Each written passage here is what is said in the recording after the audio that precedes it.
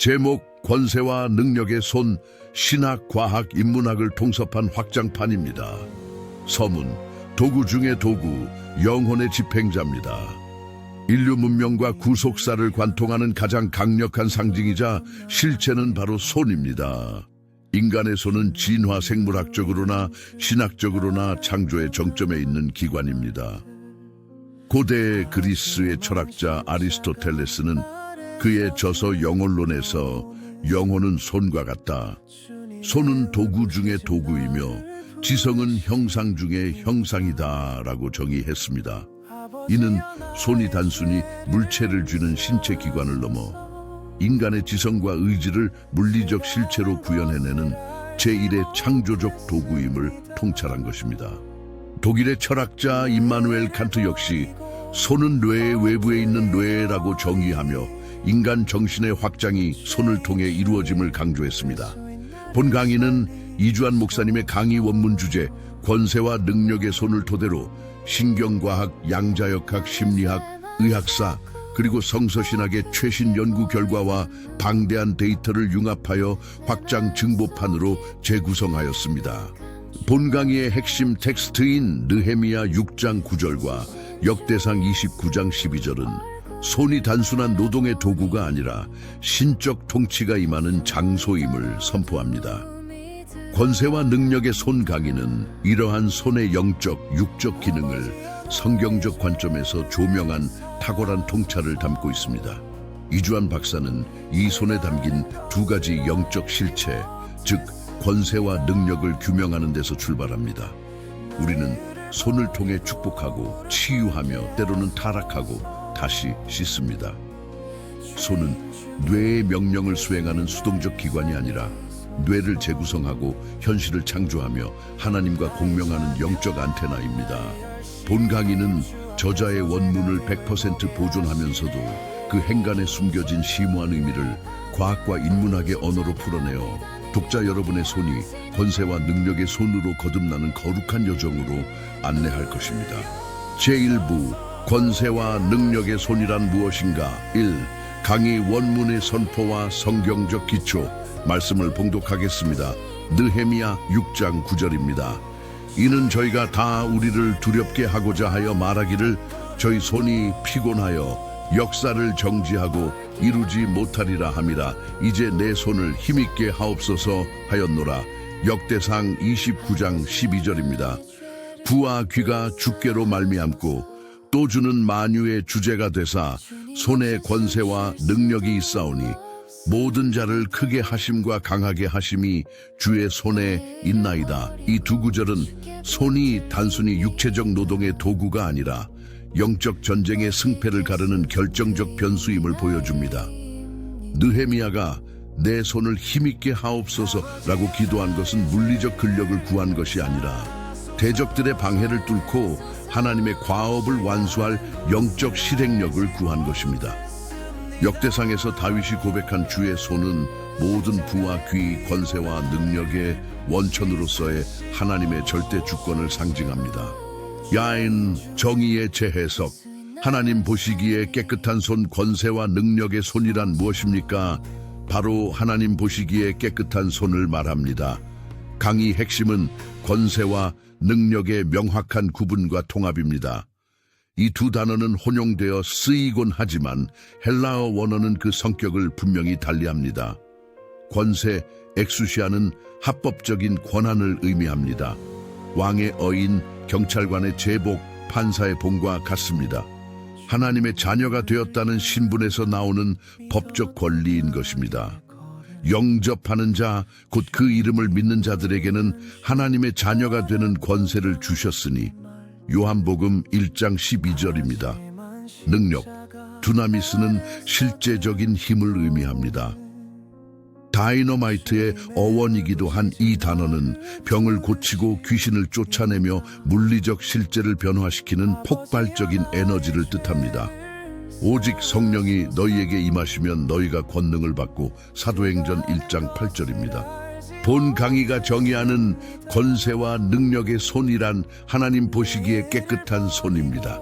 이는 영적 권세가 물리적 힘이나 테크닉에서 나오는 것이 아니라 거룩함이라는 윤리적, 존재론적 토대 위에서만 발휘됨을 천명하는 것입니다. 거룩함이 결여된 능력은 폭력이 되며 능력이 결여된 거룩함은 무기력입니다. 다시 말해서 권세 없는 능력은 불법이며 능력 없는 권세는 비효율인 것입니다. 우리는 이 두 가지를 모두 소유해야 합니다.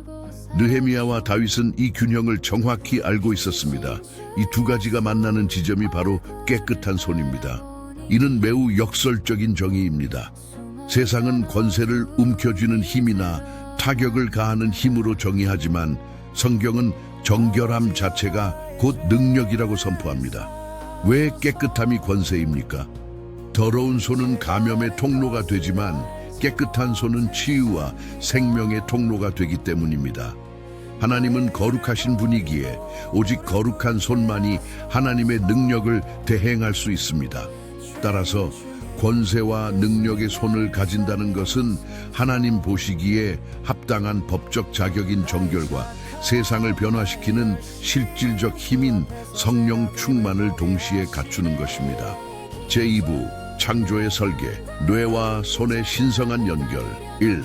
호문클루스, 뇌가 그리는 인간의 형상입니다. 신경과학적 관점에서 인간의 뇌는 신체를 평등하게 인식하지 않습니다. 캐나다의 신경외과 의사 와일더 펜필드는 뇌의 운동 피질과 감각 피질이 신체의 각 부위에 할당하는 면적을 지도화했는데 이를 펜필드의 호문클루스라 부릅니다. 놀랍게도 뇌의 지도에서 가장 거대한 영토를 차지하는 것은 다리나 몸통이 아닌 바로 손과 입입니다. 손은 뇌의 운동 영역 중 약 30% 이상을 차지하며 감각 영역에서도 압도적인 비중을 차지합니다. 만약 뇌가 인식하는 중요도대로 인간의 몸을 재구성한다면 우리는 기형적으로 거대한 손을 가진 존재가 됩니다. 이는 하나님께서 인간을 창조하실 때 손을 통해 세상을 지각하고 조작하며 하나님의 뜻을 구현하도록 생물학적으로 설계하셨음을 과학적으로 방증합니다. 성경은 이러한 신경학적 사실을 영적으로 선취하고 있습니다. 손을 사용하는 행위인 기도, 손을 모음, 안수, 손을 얹음, 봉사, 손을 펴는 단순히 밖으로 드러나는 행동이 아니라 뇌의 가장 광범위한 신경망을 자극하여 영적 각성을 일으키는 메커니즘입니다. 손을 높이 드는 행위는 뇌의 주의력을 하나님께 집중시키는 가장 효율적인 생물학적 자세가 되는 것입니다. 2. 신경 가소성, 손이 뇌를 다시 씁니다. 현대 뇌과학의 핵심 발견 중 하나는 신경 가소성입니다. 뇌는 고정된 기계가 아니라 경험과 훈련에 따라 끊임없이 배선을 바꾸는 유기체입니다. 우리가 손을 사용하여 반복적인 훈련, 기도, 악기 연주, 필사, 섬김을 할 때 뇌의 구조 자체가 물리적으로 변합니다. 시편 144편 1절입니다. 나의 반석이신 여호와를 찬송하리로다. 저가 내 손을 가르쳐 싸우게 하시며 손가락을 가르쳐 치게 하시도다. 다윗의 고백처럼 하나님께서 손을 가르치신다는 것은 비유가 아니라 실제입니다. 영적 훈련을 통해 손을 반복적으로 사용할 때 뇌의 영적 회로가 강화됩니다. 반대로 잠언 10장 4절에서 손을 게을리 놀리는 것은 뇌를 퇴화시키고 영혼을 무력하게 만듭니다. 이것은 영적으로 무엇을 의미합니까? 하나님께서는 인간을 창조하실 때 손을 통해 세상을 다스리고 정복하도록 설계하셨습니다. 손은 단순한 도구가 아니라 뇌의 연장이자 영혼의 집행관인 것입니다. 우리가 손을 들어 기도할 때 혹은 손을 펴서 누군가를 도울 때 그것은 우리 존재의 가장 큰 에너지가 집중되는 거룩한 행위입니다. 그러므로 성경이 손의 행위를 그토록 강조하는 것은 비유가 아니라 인간 창조의 본질에 닿아 있는 진리인 것입니다. 제3부 깨끗한 손을 결정짓는 원리. 1. 마음의 상태가 손을 결정합니다. 본 강의는 깨끗한 손과 더러운 손을 결정짓는 원리에 대해 명확한 답을 제시하고자 합니다. 그것은 바로 마음 상태로 결정되어지는 것입니다. 우리의 손이 깨끗한 손이 될 것인가, 더러운 손일 것인가의 문제는 우리 자신의 마음 상태의 문제라는 것입니다. 이는 성경 전체를 관통하는 핵심 진리입니다. 손은 마음의 집행관이기 때문입니다. 창세기 20장의 아비멜렉 사건은 이것을 증명하는 결정적인 사건입니다. 창세기 20장 5절에서 6절입니다. 그가 나더러 이는 내 누이라 하지 아니하였나이까. 그 여인도 그는 내 오랍이라 하였사오니 나는 온전한 마음과 깨끗한 손으로 이렇게 하였나이다. 하나님이 꿈에 또 그에게 이르시되 네가 온전한 마음으로 이렇게 한 줄을 나도 알았으므로 너를 막아 내게 범죄하지 않게 하였나니. 아비멜렉은 사라를 취하려 했으나 그의 내면 동기인 마음이 온전했기에 하나님은 그의 행동인 손이 죄로 이어지지 않도록 막아주셨습니다. 하나님은 그의 손을 막으신 것이 아니라 그의 마음을 아시고 그 결과로서 손의 범죄를 차단하셨습니다. 이는 온전한 마음이 깨끗한 손의 선결 조건임을 보여줍니다. 손은 마음의 집행기관이기 때문입니다. 이 마음과 손의 일치, 시편과 산상수훈의 증거입니다. 시편 24편 3절과 4절입니다. 여호와의 산에 오를 자 누구며 그 거룩한 곳에 설 자가 누군고 곧 손이 깨끗하며 마음이 청결하며 뜻을 허탄한데 두지 아니하며 거짓 맹세치 아니하는 자로다. 마태복음 5장 8절입니다. 마음이 청결한 자는 복이 있나니 저희가 하나님을 볼 것이며 시편 24편은 성소 입장의 자격 요건으로 손의 깨끗함과 마음의 청결함을 동격으로 둡니다. 마음이 오염되면 손은 필연적으로 더러워지며 손이 더러운 자는 거룩한 산에 오를 수 없습니다. 따라서 손을 씻는다는 것은 곧 마음을 씻는다는 영적 결단을 의미합니다. 우리의 손이 깨끗한가 더러운가의 문제는 결국 우리 자신의 마음 상태의 문제였던 것입니다. 마음이 오염되면 손은 필연적으로 죄를 범하게 됩니다. 레이디 맥베스 효과, 죄책감과 씻음의 심리학입니다. 인간은 본능적으로 죄를 지으면 손을 씻으려 합니다. 셰익스피어의 비극 맥베스에서 맥베스 부인은 왕을 살해한 후 몽유병에 시달리며 보이지 않는 피를 씻어내려 합니다. 지워져라 저주받은 얼루가. 현대 심리학은 이를 레이디 맥베스 효과라고 명명하였습니다. 2006년 사이언스지에 발표된 연구에 따르면 비윤리적인 행동을 회상한 사람들은 씻다와 같은 단어를 더 빨리 연상하며 손 세정제를 선택할 확률이 높아졌습니다. 더욱 놀라운 것은 실제로 손을 씻고 나면 죄책감이 감소하여 도덕적 부채감을 덜 느낀다는 점입니다. 그러나 이것은 영적 함정입니다. 물과 비누는 심리적 위안을 줄 뿐 영혼의 죄를 씻을 수는 없는 것입니다. 예레미야 선지자는 이 한계를 정확히 꿰뚫어 보았던 것입니다. 예레미야 2장 22절입니다. 주 여호와 내가 말하노라 네가 잿물로 스스로 씻으며 수다한 비누를 쓸지라도 내 죄악이 내 앞에 그대로 있으리니. 우리는 심리적 해소가 아닌 영적 정결을 추구해야 합니다. 그것은 오직 예수 그리스도의 보혈과 말씀의 물로만 가능합니다. 이 말씀들은 심은 대로 거둔다는 영적 법칙을 보여줍니다. 저명한 물리학자 아이작 뉴턴의 운동 제3법칙 모든 작용에는 크기가 같고 방향이 반대인 반작용이 존재한다는 작용 반작용의 법칙과 놀랍도록 유사합니다. 내가 벽을 밀면 벽도 동일한 힘으로 나를 밉니다. 영적 세계에서도 우리가 손으로 행한 모든 에너지는 소멸되지 않고 반드시 우리에게 되돌아옵니다. 예레미야와 시편 기자는 이를 더욱 강력하게 경고합니다. 예레미야 25장 14절 여러 나라와 큰 왕들이 그들로 자기 역군을 삼으리라. 내가 그들의 행위와 그들의 손에 행한 대로 보응하리라 하시니라. 시편 128편 2절 네가 내 손이 수고한 대로 먹을 것이라.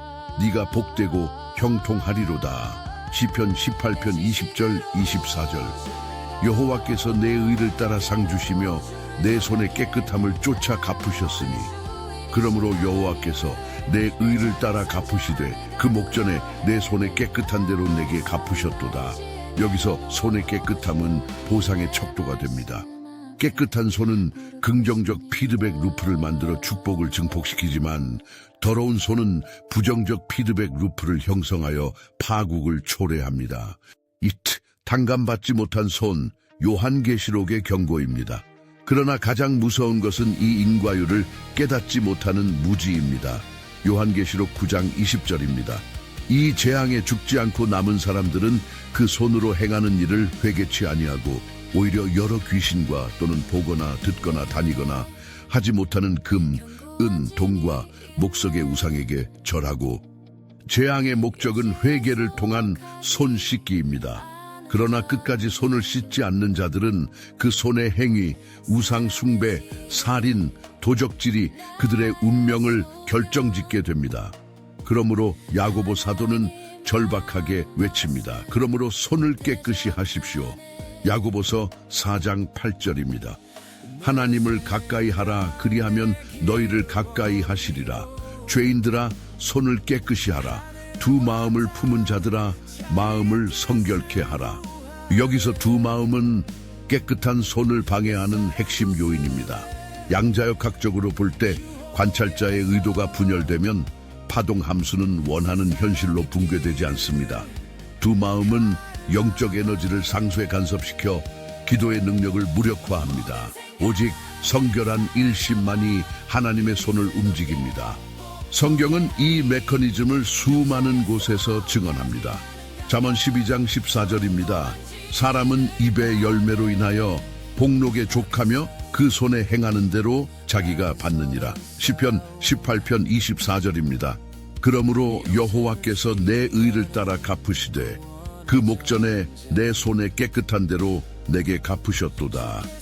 예레미야 25장 14절입니다. 내가 그들의 행위와 그들의 손에 행한 대로 보응하리라 하시니라. 내가 손으로 심은 행위는 반드시 하나님의 보응으로 돌아옵니다. 이것은 우연이 아니라 법칙입니다. 악한 손은 심판을 부르고 선한 손은 축복을 부릅니다. 3. 증폭의 법칙 30배, 60배, 100배입니다. 물리학의 세계에서는 작용과 반작용의 크기가 동일합니다. 그러나 영적 세계에는 은혜의 증폭이라는 초월적 변수가 존재합니다. 마태복음 13장 8절입니다. 더러는 좋은 땅에 떨어짐에 혹 100배, 혹 60배, 혹 30배의 결실을 하였느니라. 우리가 깨끗한 손으로 작은 선을 심을 때 하나님은 그것을 물리적 등가 교환을 넘어 100배의 축복으로 갚아주십니다. 이것이 바로 권세와 능력의 손이 가진 신비입니다. 제5부 병리학적 진단. 깨끗이 씻어야 할 6가지 손본 강의는 우리가 구체적으로 씻어야 할 더러운 손의 유형을 6가지로 분류하여 제시합니다. 이는 현대사회의 병리 현상과도 정확히 일치합니다. 응답의 장애물 피가 가득한 손입니다. 이사야 1장 15절. 너희가 손을 펼 때에 내가 눈을 가리우고 너희가 많이 기도할지라도 내가 듣지 아니하리니 이는 너희의 손에 피가 가득함이니라. 이사야 선지자는 기도가 응답되지 않는 원인을 손의 피에서 찾습니다. 이는 타인을 향한 직접적인 폭력뿐만 아니라 착취, 억압, 언어적 살인까지 포함합니다. 첫째, 악인의 손입니다. 시편 82편 4절. 가난한 자와 궁핍한 자를 구원하여 악인들의 손에서 건질지니라 하시는도다. 증상은 약자를 착취하고 억압하는 폭력적인 손입니다. 힘을 타인을 돕는 데 쓰지 않고 지배하는 데 씁니다. 사회적 약자를 억압하는 구조적 악에 가담하는 손입니다. 둘째, 미움의 손입니다. 시편 106편 10절. 저희를 그 미워하는 자의 손에서 구원하시며 그 원수의 손에서 구속하셨고, 요한일서 3장 15절에서 살인하지 않았더라도 형제를 미워하는 자는 이미 살인한 자라는 예수님의 말씀처럼 미움은 영적 살인입니다. 세 번째로는 게으름의 손입니다. 잠언 10장 4절, 26장 15절. 손을 게으르게 놀리는 자는 가난하게 되고 손이 부지런한 자는 부하게 되느니라. 게으른 자는 그 손을 그릇에 넣고도 입으로 올리기를 괴로워하느니라. 증상은 하나님이 주신 재능과 시간을 낭비하는 무기력한 손입니다. 청직이 직분을 유기하는 죄악입니다. 게으름은 단순한 나태가 아니라 하나님이 주신 에너지를 낭비하는 엔트로피 증가의 죄악입니다. 이는 달란트를 땅에 묻어둔 종의 모습과 같습니다. 넷째는 행악자의 손입니다. 예레미야 20장 13절 여호와께 노래하라. 너희는 여호와를 찬양하라. 가난한 자의 생명을 행악자의 손에서 구원하셨음이니라.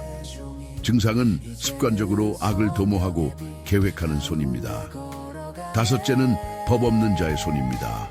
사도행전 2장 23절 그가 하나님의 정하신 뜻과 미리 아신 대로 내어준 바 되었거늘 너희가 법 없는 자들의 손을 빌어 못 박아 죽였으나.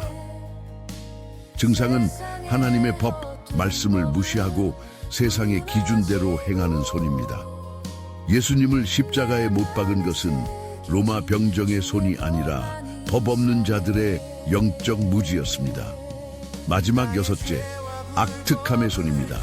시편 26장 10절 저희 손에 악특함이 있고 그 오른손에 뇌물이 가득하오나.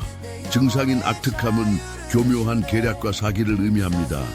이는 현대사회의 화이트칼라 범죄, 보이스피싱, 사기 등 지능형 범죄의 원형입니다. 결론적으로 욥기 11장 14절을 통해 강력한 해결책을 제시합니다. 내 손에 죄악이 있거든 멀리 버리라. 불의로 내 장막에 거하지 못하게 하라. 이는 죄와의 사회적 거리두기가 아니라 완전한 격리와 폐기를 요구하는 것입니다. 계속해서 2부에서 이어집니다. 진리의 빛 등대TV입니다. 구독과 아멘, 좋아요, 화답하셔서 주님이 기뻐하시는 영상 선교 사역에 동참하시길 바랍니다.